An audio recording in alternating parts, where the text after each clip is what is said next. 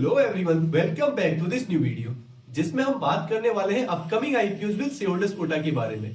आपको याद होगा अभी भारत कोकिंग कॉल की लिस्टिंग हुई है और वाकई बहुत अच्छी लिस्टिंग रही थी, उसकी पैसे ऑलमोस्ट डबल हो गए थे उस आईपीओ में। तो जब भी कोई ऐसी लिस्टिंग होती है किसी आईपीओ की और खासकर शेयर होल्डर्स कोटा वाले आईपीओ की, तो ऐसे बहुत सारे कमेंट्स मिलने लगते हैं कि आगे ऐसे कौन से आईपीओ आने वाले हैं उसके बारे में आपको एडवांस में ही बता दूं, ताकि आप पेरेंट कंपनी के शेयर्स परचेज करके रख लें और उन आईपीओ में शेयर होल्डर्स कोटा का बेनिफिट ले सकें।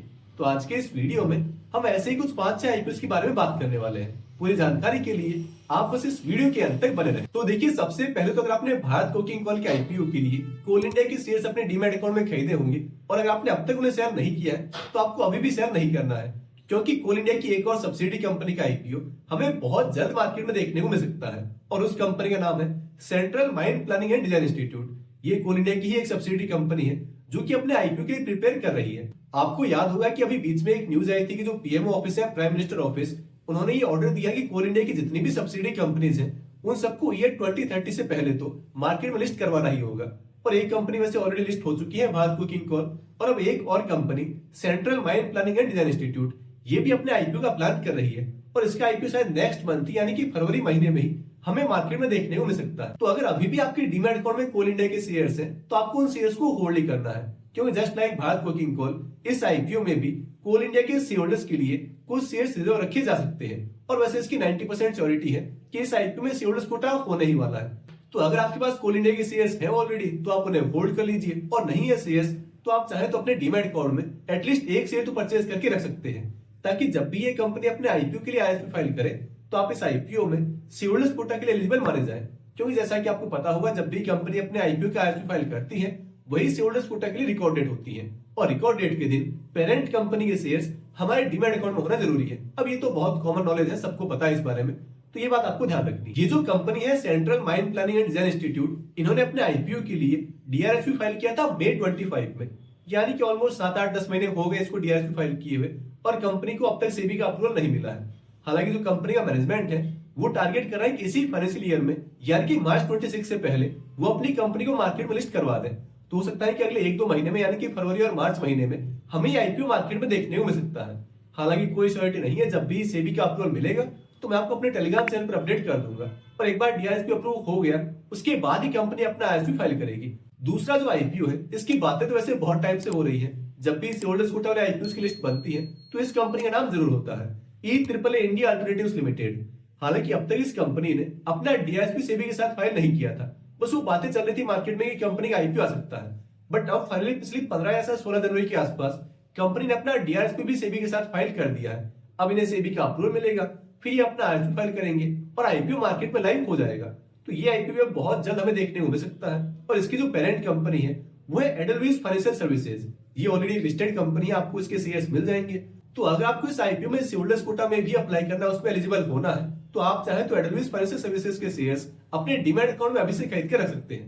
हालांकि जब भी सेबी का अप्रूवल मिलेगा डीआरएसपी को, तब भी मैं आपको टेलीग्राम वगैरह पर अपडेट कर दूंगा।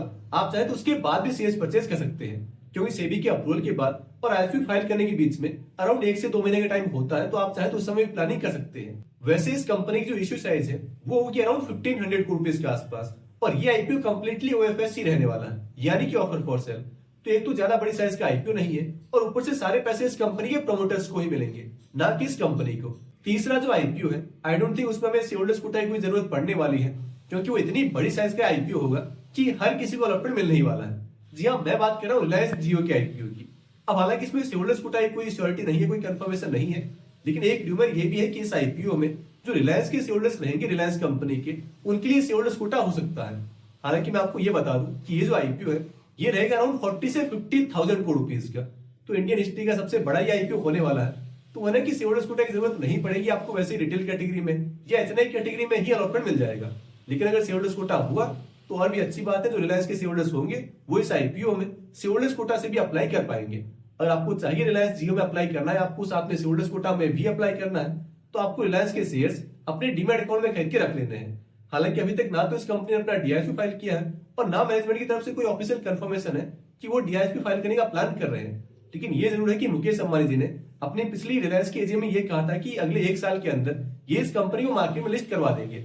तो शायद जून जुलाई से पहले पहले ये आईपीओ भी मार्केट में आ जाएगा, रिलायंस जियो का आईपीओ। वैसे मार्केट में जरूरी रूमर्स है कि रिलायंस जियो बहुत जल्द अपने आईपीओ के लिए डीआरएसपी फाइल करने वाली है, शायद फरवरी महीने के स्टार्ट में ही।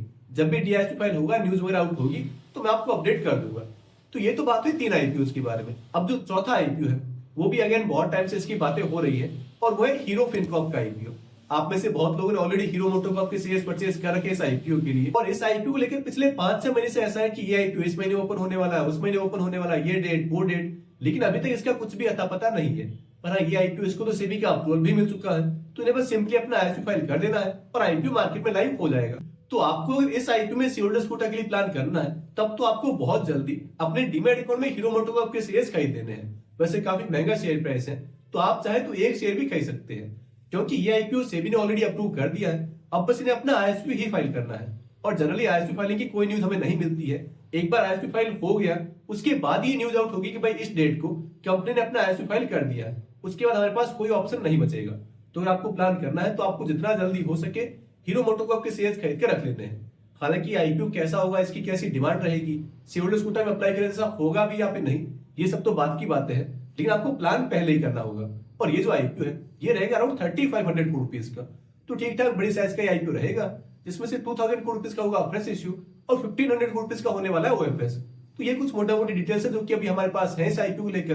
बाकी आगे जो भी प्राइस बैंड वगैरह या जो भी एग्जैक्ट डिटेल्स होगी वो एज यूजुअल मैं आपको अपने टेलीग्राम चैनल वगैरह पर या यहाँ यूट्यूब पर एक प्रॉपर वीडियो बनाकर बता दूंगा। तो उसके लिए आप चैनल को अभी से सब्सक्राइब करके जरूर रख लें। अब एक लास्ट आईपीओ जो कि शेयर होल्डर्स कोटा वाला हो सकता है, वो है एसबीआई म्यूचुअल फंड का आईपीओ।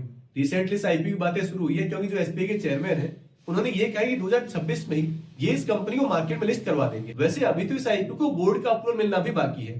पहले बोर्ड ऑफ डायरेक्टर्स अप्रूव करेंगे, शेयर होल्डर्स अप्रूव करेंगे, उसके बाद ही कंपनी अपना डीआरएसपी फाइल करेगी, फिर सेबी इस आईपीओ को अप्रूव करेगी और फिर कहीं जाकर आईएसपी फाइल होगा।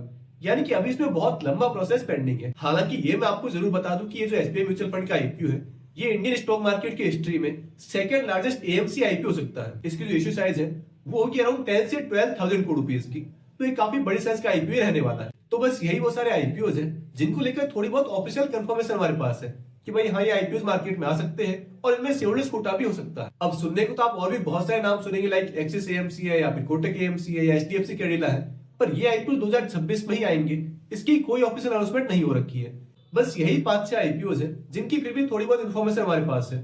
तो अगर आपको इन आईपीओ में शेयर होल्डर्स कोटा के लिए प्लान करना है तो इनकी पेरेंट कंपनी के शेयर्स आपको अभी से अपने डीमैट अकाउंट में खरीद के रख लेने हैं। हालांकि इन सब आईपीओ में से बस एक हीरो फिनकॉर्प के आईपीओ को ही अभी सेबी का अप्रूवल मिल रखा है।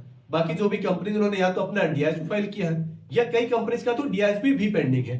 तो ये बात आपको ध्यान रखनी है, पहले कंपनी अपना डीआरएसपी फाइल करती है, फिर उस डीआरएसपी को सेबी अप्रूव करती है और तब जाकर कंपनी अपना आईएसपी फाइल करती है और फिर आईपीओ मार्केट में लाइव होता है। और जैसा मैंने आपको पहले बताया है, आरएसपी फाइलिंग वाले दिन पेरेंट कंपनी के शेयर्स हमारे डीमैट अकाउंट में होना जरूरी है, तभी हम उस आईपीओ में शेयर होल्डर्स कोटा में एलिजिबल माने जाएंगे। और इन आईपीओ का डीआरएसपी कब अप्रूव होगा, कब ये अपना आईएसपी फाइल करेंगे, ये सारी अपडेट्स मैं आपको अपने टेलीग्राम चैनल पर देता रहूंगा।